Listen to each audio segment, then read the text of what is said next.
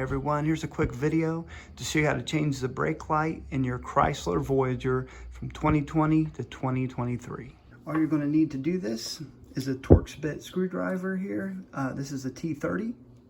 And then you're also going to need a bulb, which is a 7443. I got both of them linked right here in the description. Check it out. All right, first thing we do is pop the hatch, and then we'll see our tail light. It's connected here by these two bolts. We're going to take that T30. And we're going to remove those bolts.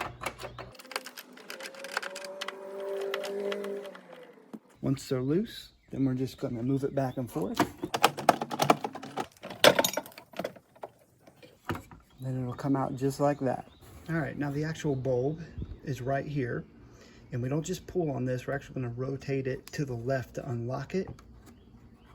Like that. And it just pulls straight out. Now that we have it released, we're just going to remove the bulb by pulling straight out. However, these do get kind of stuck, so I find it easy if you kind of go back and forth like this. Then it pops out, just like that. Now you're simply going to take the new bulb right here. We're just going to place it right inside. And push it in. Also remember to wear your gloves while you're doing this. I'm going to take the whole thing, place it back in.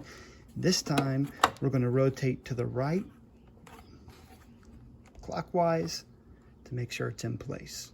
Finally, we're just going to take the light, put it right back into place. Make sure this knob right here goes into a little spot up here. After doing that, everything will line up perfectly with your screws. And now we'll just take our screws and our driver, put everything right back into place.